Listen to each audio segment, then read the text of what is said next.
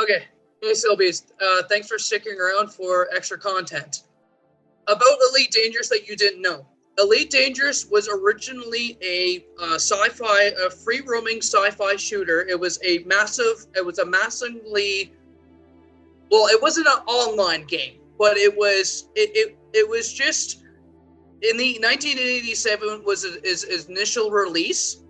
When it got remade in 2014, that's when it got released for online view. But you needed to pay to play the game.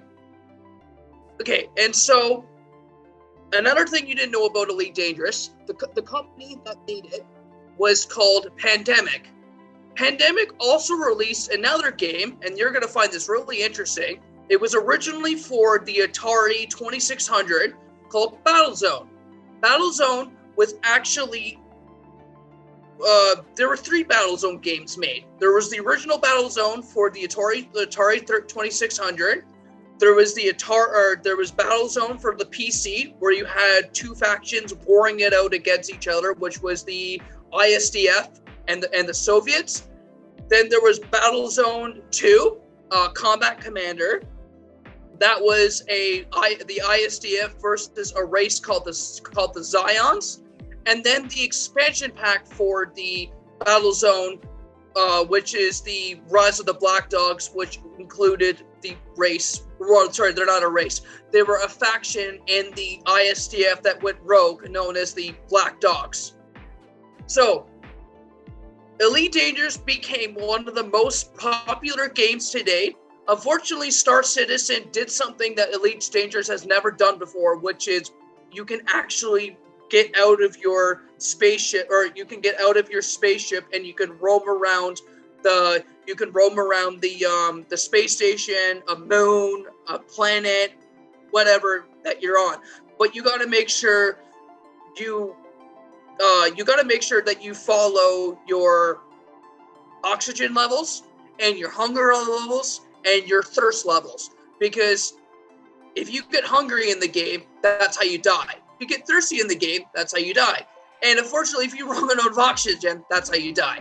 Apart from getting blown away in your spaceship, you can also die from lack of fuel in your ship, where your ship goes black, it goes dark, and you can die from lack of oxygen. Same thing with Elite Dangerous. After the release of Elite Dangerous Odyssey, which became very popular because they finally released a segment where Star Citizens could do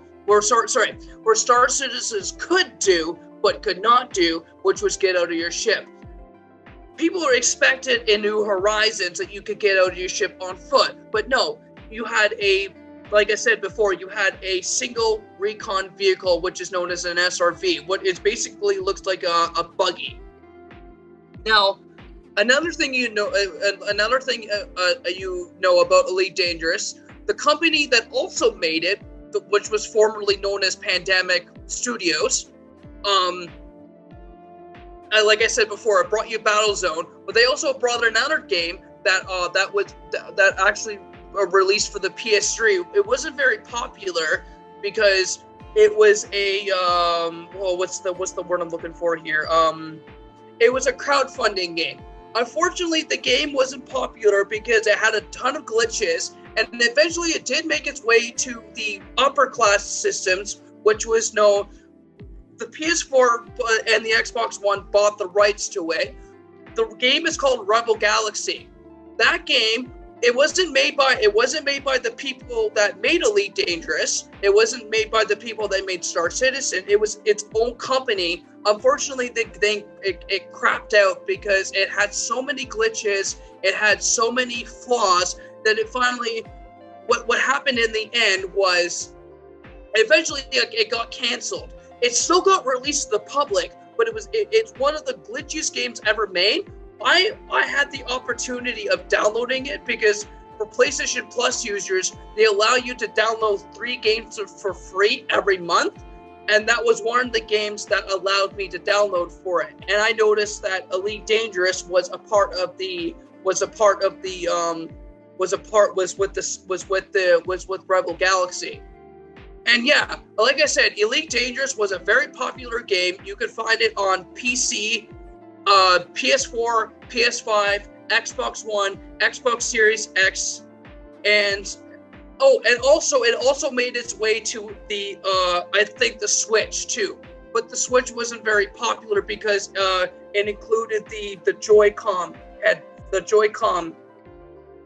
those Joy-Con controllers. That wasn't very popular because it was the sole purpose for the PS4 and the PS5, the Xbox One, and the Xbox Series X. So, like I said, I highly recommend you go getting it. It is a very fun game. It's very hard to learn at first. Go get it. If you want to purchase it, the full package to download, it's about I believe it's about $150 for the entire package. And then for each of the DLC, I think each DLC is worth about $40 or $50 per package. If you want to download the base game alone by itself without the DLC, I believe it's worth $60.